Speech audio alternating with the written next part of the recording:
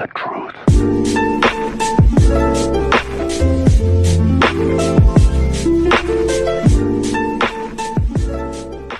What's up, my guys? Welcome back to the video. Today we got part 3 to Life Through My Eyes. Today's title is called Getting Better. And before I start, I just want to say thank you for liking my videos. Thank you for watching them. Thank you for, just being here, clicking my channel. I love you all so much, and I love telling this to you guys. I love telling my story. So anyways, where do I begin? The years are 2009 and 2011, and the ages are 12 to 14 that I'm thinking of. So where I like to start off in this video is the living situations. In the last video we talked about how I was living in Eau Claire, and I loved it, every little thing about it. I remember this one time we went garage sailing around Eau Claire, and my mom found a bike for me, because we didn't have a lot of money. We couldn't go to a new store and buy a new one. So we found this bike, and I really loved it. It was like one of those banana seat bikes, the ones with the long seats and the big old handlebars. I think that bike lasted 2 days, and then someone stole it. And we would walk to another garage sale or something, find another cheap bike. And this time, I was told, maybe put it in the apartment. Put it in the hallway of the apartment. So I did that, and that was going good for a couple of weeks. Nothing was getting stolen, and well, it got stolen.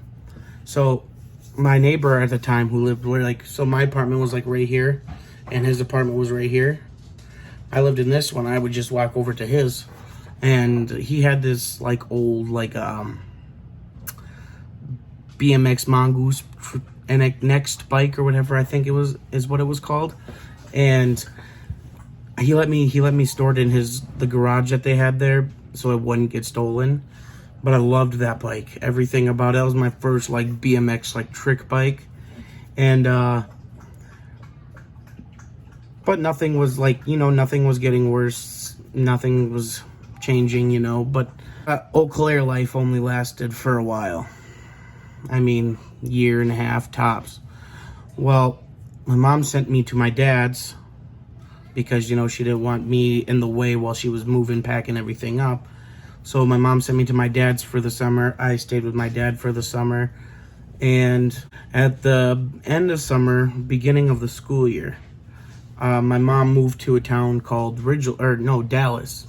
That's where it was. It was in Dallas, Wisconsin. Only small towns. Really small.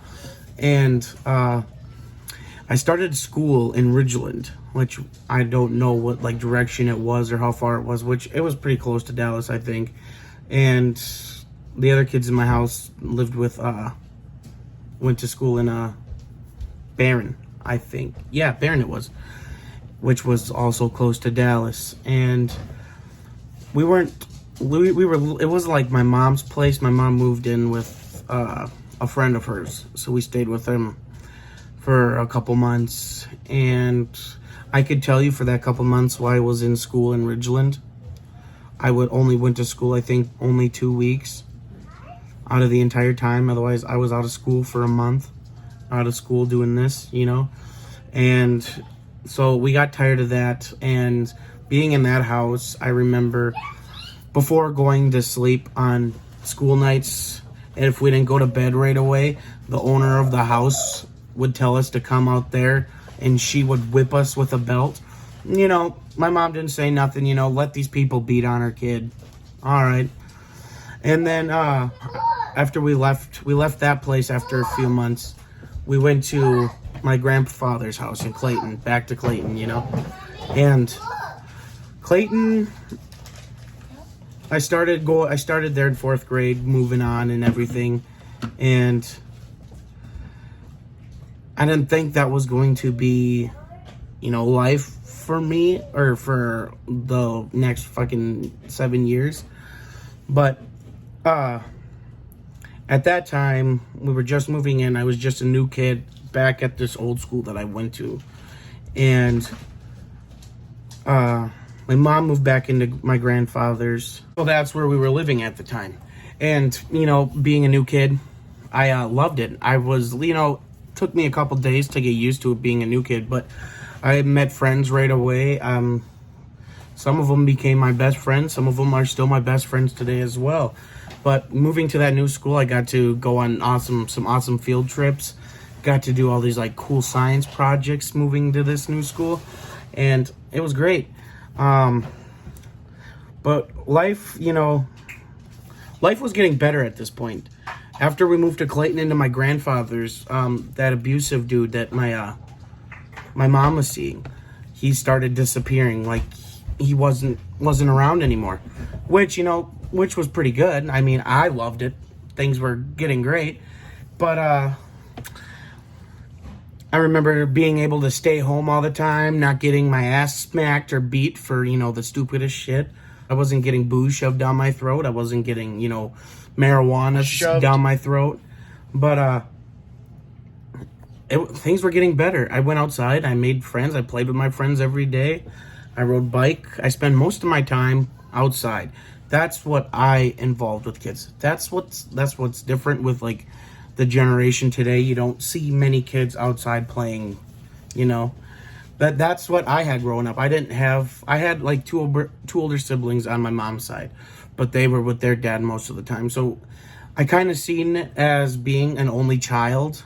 I mean, I rarely seen my brothers and sisters, but this was an only child for me. So I didn't have no siblings. So I had a lot of time, to play on my own. I had to use my imagination a lot. But after moving to Clayton and experiencing all this like stuff that I never got to before, it was great. Life was changing. Life was getting better. The summer of after fourth grade year, the summer of 2009. It was, well, let me say, it was pretty crazy. I mean, I guess it was a summer full of deaths. 2009, I remember Farrah Fawcett dying. I remember Michael Jackson dying. I remember Patrick Swayze dying. And I remember the old OxyClean guy. I think he died the same day as Farrah Fawcett, if I remember correctly. But someone else died that year, and that was my great-grandmother. My great-grandmother was very special to me. She used to like make these delicious like snacks, and they were delicious, like any other grandmother's cooking was, I loved it. But she passed away that summer. Well, like I said, it was just a summer full of death. Everybody was dying. The following school year, the starting of 5th grade, I met new people. And as bad as it sounds, I gained a weird obsession with Michael Jackson. But, at the time, I heard a lot of kids were doing it. But, I talked about Michael Jackson, was like living, breathing about Michael Jackson. My school year, I went to school with notebooks with Michael Jackson on it, where he's going like that, dancing to like Billie Jean, I think it was. And then I had notebooks, pencils, pens. I got wall plaques of Michael. I got a t-shirt of Michael that was, I think it said "This Is It" on it. And that went on for a couple years actually. And then like I came down off of it obviously. But I remember that following year, buddy got me a Michael Jackson book. And I mean, it was like a little thick black book, a little square, and I loved it, it was Michael Jackson. But from that time we moved out to this old farmhouse where my buddy I'll call him Hayden, where my buddy Hayden lived. On his property, he had 2 houses, a big one where his dad was at, and a little one where we got. But what can I say? It was a pretty great life out there. Hayden was always home. His brother Leighton were always home. So I mean, like, I was alone sometimes, like during the week, because they would go to their moms, and I was like always home.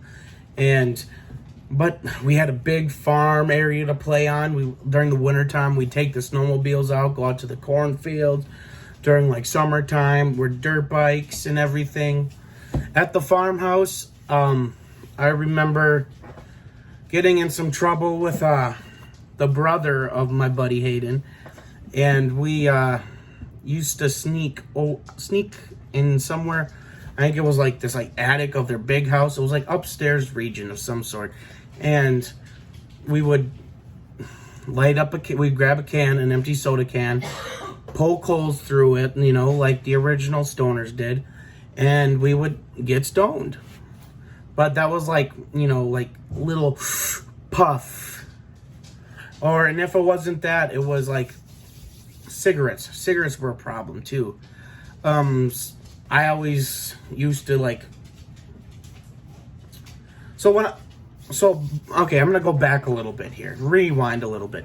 So I was living in Clayton. I met this dude, and I'm gonna call him James. Okay, and who got me started on all these bad habits. He would go steal these cigarettes from his mom. He would go do all this. Well, we'd go hang out. And he would grab a cigarette, give me one, and take one after I would tell him, no, I'm not about it. And he'd make me smoke it, and obviously I wouldn't inhale. Guys, I didn't know about all that stuff. And jumping back, fast forwarding to back at the farmhouse, that's where the smoking habit came from. That's where, I guess not a habit. It wasn't a habit then. It was, you know, trying to be a cool kid. But I used to steal cigarettes from my mom because that's, you know, what he did. That was the only way how I could have got it. But life was changing. I was getting better. Life was getting easier. I wasn't getting beat. Mom met a new guy named Russell. Russell was a pretty cool guy. He didn't cause my mom no problems. Didn't have a drinking problem. Was nice to my mom. You know, was like that dad figure in my life that I have. And you know what? Still to this day, you know, I still look at him like as this dad type. You know, but that will be for a different story. Yeah. So we lived at this farmhouse for I think 2 years. 2 years it was. And nothing really bad happened out there, like, you know, because I was out in the country, like, where nobody else was at. And Hayden and his brother ended up moving to Lake Holcomb. So I was, like, alone yet again. So, I mean, I would always, like, call my cousin Dylan, because my cousin Dylan kind of had a similar life to what I had. He just didn't have a dad, you know. But he had like all this like foster care and had to go through all that. But he would come over all the time. He was one person that I always invited over, you know, because me and him were pretty close as kids. We were like brother type kids, you know. And he'd come over, we'd play video games, we'd go outside and play catch. Just like, so like when you would pull into the driveway, our house was like right on the side here. And you'd cross over to the driveway, and we had like this big yard with everything. And we kind of had like a little baseball field out there. The problem is that if you hit a ball, you always had to watch, because there was always a car coming, because the field was out towards the road, you know. But I enjoyed it out there. It was awesome living on a farm. I mean, he didn't have like animals or anything, but it was pretty cool. I enjoyed it anyways. And the one thing that did take a turn though and was not looking good was my schooling. Schooling started going to shit again because I was with my mom and she didn't really help me out with my homework. But I guess I really can't put the blame on her all that much, because I really wouldn't bring my homework home all the time. And so school, I failed at school miserably. I wasn't great at school. I wasn't the best. But schooling, you know, has always been rough. Was always rough with me. I struggled a lot. When I was younger, I actually got held back because I couldn't read as well as the people in my class, so I got bumped back a grade. But you know, I loved the kids at my school. I loved all my friends at the school. Okay, so I knew when I was really little, I was a really bad kid. Like, I used to beat on everyone's kid. But then I got older, you know, obviously realizing more things. No, you can't do that. It was great. All I can say is school was shit. It was not my thing. I was not good at it. And at the end, at this story, I'm going to say the end. And, thanks for watching this video today. Thank you for listening. Hit that like button, hit that subscribe button, share this video, and wait for part 4. And I just want to say, I love you, and I love everybody. Have a good night, guys, and I will see you on Monday.